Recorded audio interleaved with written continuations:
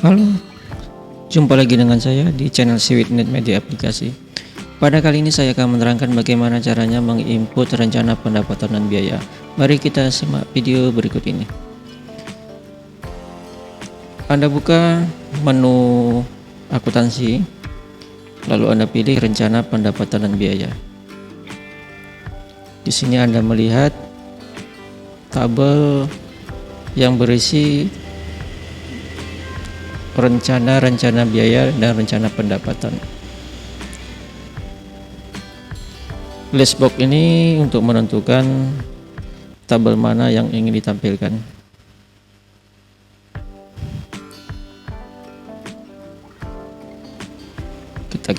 Ketika kita pilih rencana pendapatan, maka dalam tabel akan tersortir seluruh rencana pendapatan, lalu rencana biaya,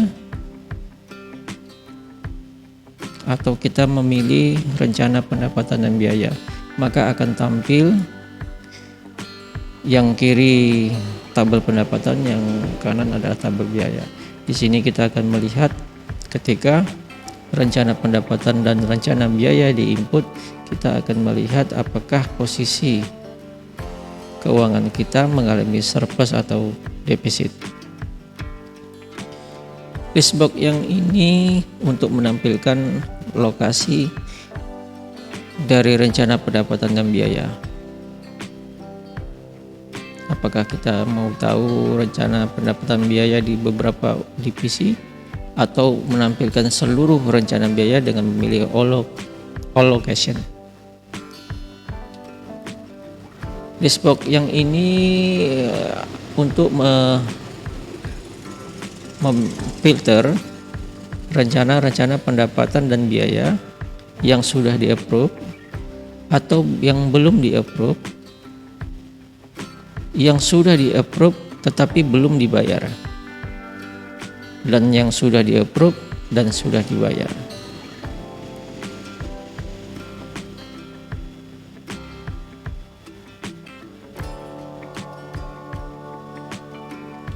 Periode di sini adalah untuk menentukan rentang tanggal rencana pendapatan dan biaya. Tentukan rencana periode tanggalnya, lalu tekan tombol cari.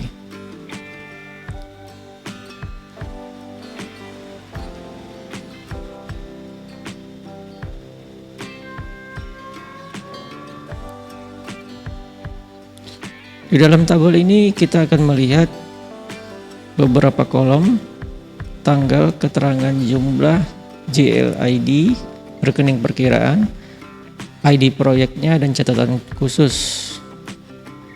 Lalu tombol kolom ini menampilkan inisial yang menginput, lalu ini tombol-tombol untuk menambah record, mengedit, ataupun menghapus, dan tombol approve ini adalah berguna untuk apabila rencana biaya akan disetujui, maka rencana tersebut bisa dikeluarkan melalui jurnal kas. Ketika rencana biaya tersebut sudah terrealisasi, maka di sini kita akan melihat nomor bukti bank atau kas.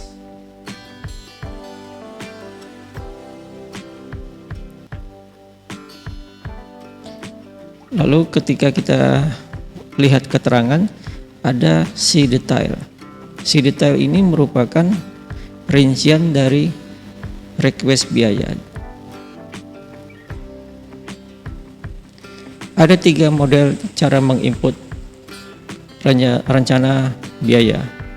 Yang pertama adalah langsung mengisi pada tabel rencana pendapatan dan biaya. Anda cukup meng-add, menambah record, lalu tentukan tanggal dibutuhkan, lalu Anda pilih lokasi rencana biaya, lalu Anda pilih kategori mana biaya tersebut untuk dikategorikan, lalu Anda isi keterangan,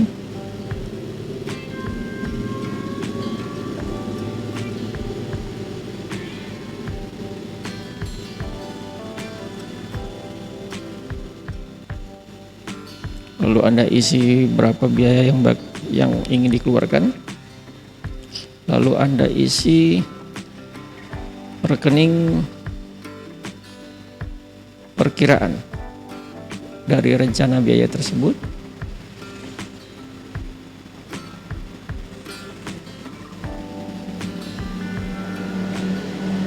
Lalu Anda tentukan kode proyek.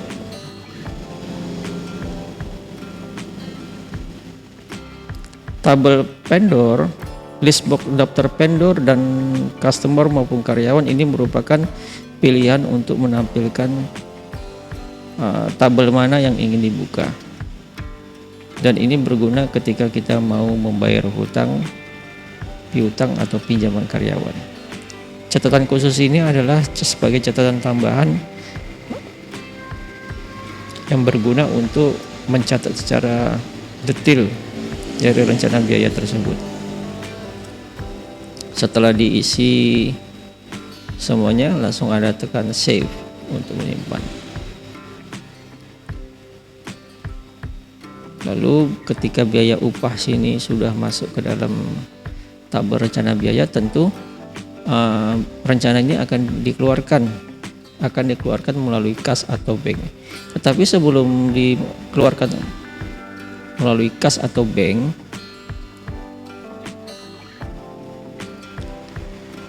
dia harus di-approve dahulu.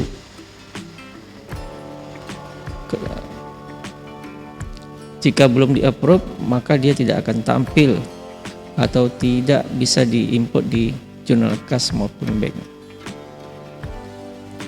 Mari kita coba.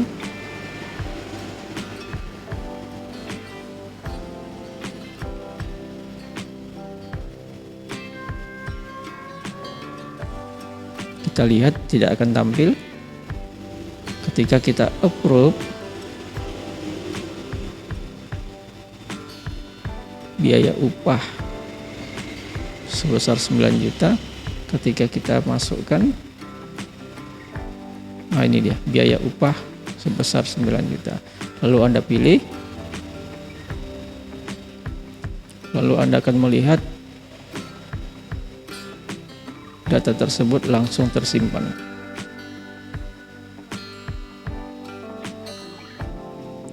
Jadi ketika sudah dimasukkan ke dalam, sudah dikeluarkan melalui kas atau bank, rencana biaya tersebut hilang dalam tabel anggaran.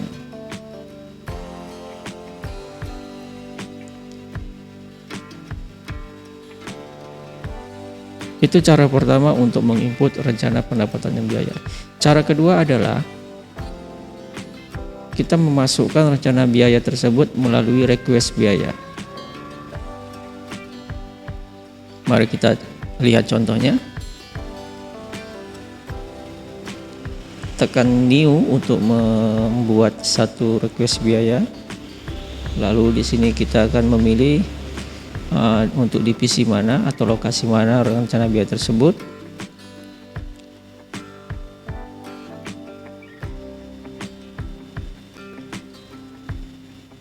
Kita masukkan keterangan. Kita isi diminta oleh siapa, lalu kategori tersebut apakah kategori biaya operasional ataupun biaya upah langsung. Sama seperti halnya ketika kita menginput dengan cara pertama tadi. Lalu ini JLID adalah termasuk rekening mana kita mau rekening perkiraan mana rencana biaya tersebut. Kita contohkan, kita pilih upah, lalu kita pilih keterangan, dan request biaya ini sama seperti penginputannya sama seperti jurnal kas atau jurnal bank.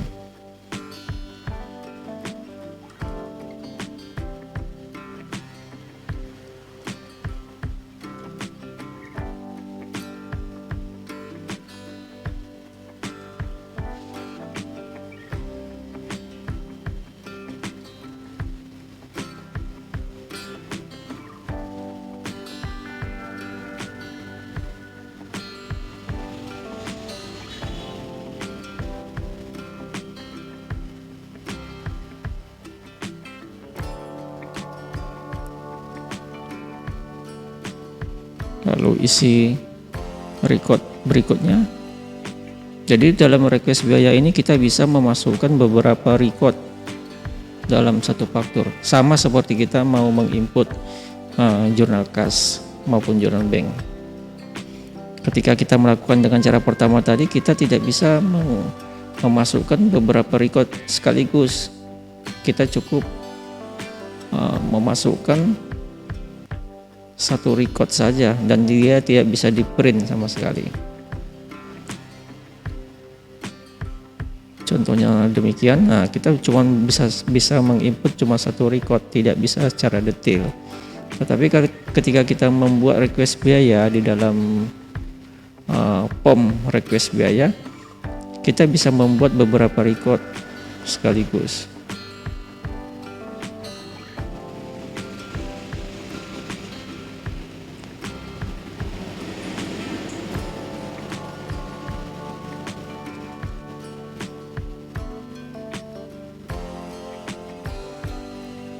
Oke, kita sudah selesai. Cukup 2 record kita tampilkan sebagai contoh. Lalu hasil dari request biaya ini lalu sudah kita lihat masuk di request biaya nomor 2 tanggal 1 bulan 2 sebesar 3,5 juta. Coba kita lihat ke tabel masternya. Tabel masternya kita buka rencana pendapatan dan biaya, dan kita tentukan rentang tanggalnya sampai dengan tanggal 1 Februari, karena tadi kita membuat sampai dengan 1 Februari. Nah, lalu kita lihat di sini sudah ada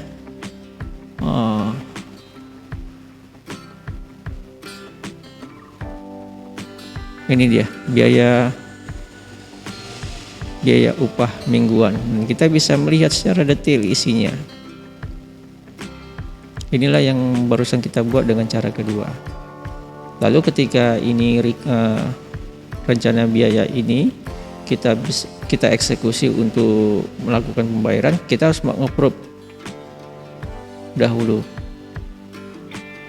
Approve ini dilakukan oleh orang-orang yang diberi otoritas untuk mengizinkan kas dan bank dieksekusi.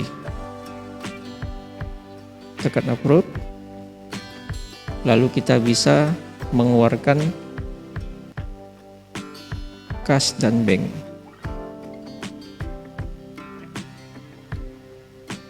Lalu rencana biaya tersebut bisa kita eksekusi. Kita lihat contohnya. Kita masukkan kas keluar. JLID ini tidak perlu diisi, cukup buka tombol buka daftar anggaran yang belum dikeluarkan, dan kita akan melihat di sini tanggal 1 bulan 2 yang baru kita input tadi. Lalu kita pilih, lalu Anda akan melihat seluruh record yang sudah kita isi dalam request biaya masuk ke dalam jurnal kas. Tentu lebih cepat dalam penginputan karena kita sudah menginput sebelumnya. Setelah itu kita lihat jurnal kasnya sampai dengan tanggal 1. Oke, ini sudah kita lihat jurnal kas nomor 2. Kita lihat jurnal kasnya. Oke, semuanya sudah terinput dengan sempurna. Cara pertama tadi, saya ulangi, cara pertama tadi kita masukkan di tabel masternya. Cara kedua kita menginput di dalam request biaya. Jadi request biaya ini adalah request biaya-biaya yang dikeluarkan baik itu biaya operasional maupun biaya tenaga kerja langsung ataupun biaya-biaya lain yang berkaitan sesuai dengan kategori yang sudah ditentukan. Cara ketiga, ini merupakan cara yang terakhir, yaitu kita memasukkan request material. Namanya kita menunya ada di dalam menu properti. Kita pilih PR-nya request material. Nah, di sini kita tempat memasukkan request yang berkaitan dengan material proyek. Kita ambil contohnya. Kita buat contohnya supaya agar lebih memahaminya. Ini kita tentukan tanggalnya, tanggal rencana permintaan. Kita tentukan kita tentukan tanggal requestnya, lalu kita pilih divisi yang membutuhkannya, lalu kita masukkan proyek yang membutuhkannya ini, lalu kita isi diminta oleh siapa, lalu kita isi vendor yang rencana pembelian itu kita eksekusi. Masukkan keterangan jika dibutuhkan.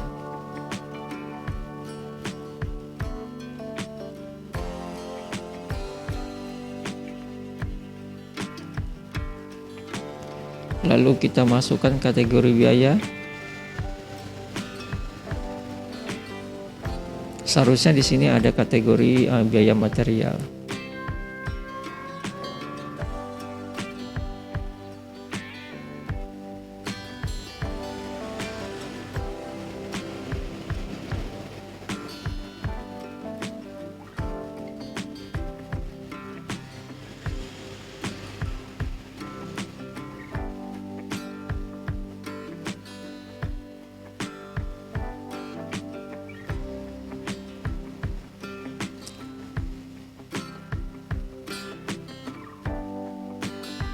Oke, nanti dalam kategori tersebut seharusnya ini ada, memang tertulis ada tambahan lagi ya, tambahan biaya kategori biaya material. Lalu untuk kali ini kita ambil contoh saja biaya operasional, tapi seharusnya memang ini kategorinya adalah kategori biaya material. Kita masukkan nama barangnya, lalu kita masukkan kuantitasnya, baru kita masukkan harga taksirannya, harga taksiran.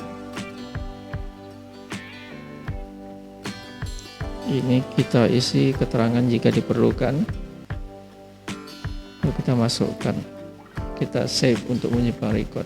Kita masukkan lagi, kita masukkan semen ya, semen kita anggap kita membutuhkan 10 sak, harga setiap sak 65.000. Tes keterangan kita isi seperlunya, lalu tekan save. Silakan isi seterusnya jika barang-barang tersebut di request untuk proyek yang sama. Tetapi sebagai catatan, ini kategori biaya kita anggap ini biaya material.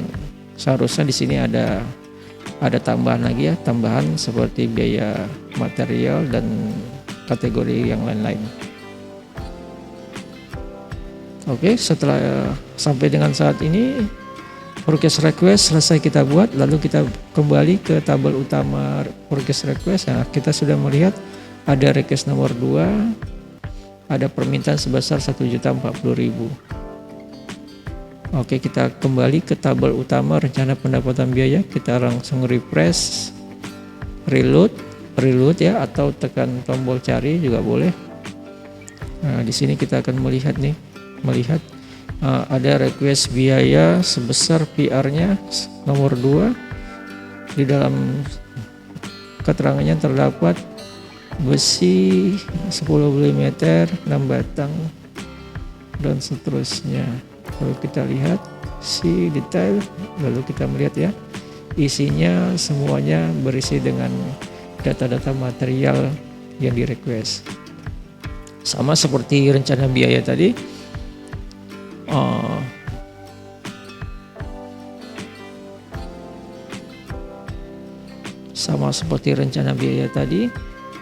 harus di-approve dulu, baru bisa dieksekusi di jurnal kas ataupun bank.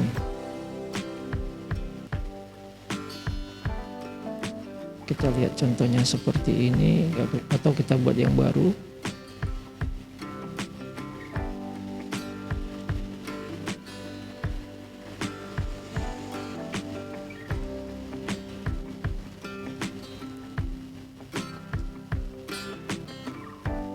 Lalu ini kosongkan saja, kita mengambil isinya dari show RAB table, lalu kita lihat ini ada PR-nya, lalu kita tinggal pilih.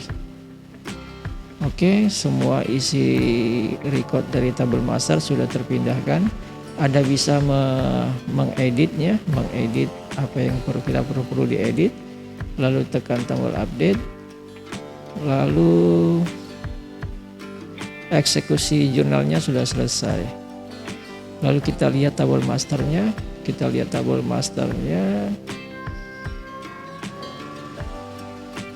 Oke, Anda akan melihat PR-nya sudah dieksekusi dengan nomor bukti kas nomor 3. Kini kita langsung bisa mengklik nomor bukti tersebut, langsung terbuka jurnal kasnya. Jadi secara kesimpulan, apa yang sudah nampak di si detail ini, yang ada link ini itu adalah request yang diinput melalui cara kedua dan cara ketiga, atau cara memasukkan melalui form request biaya atau dimasukkan ke dalam request material. Tetapi jika si detail tadi tidak ada langsung seperti ini, maka ini pasti diinput melalui langsung ke dalam tabel masternya. Oke, saya kira sudah cukup jelas. Jika ada yang belum jelas, silakan tonton video ini beberapa kali. Kalaupun ada yang kurang jelas, silakan kontak, silakan hubungi kami. Sampai jumpa di video berikutnya.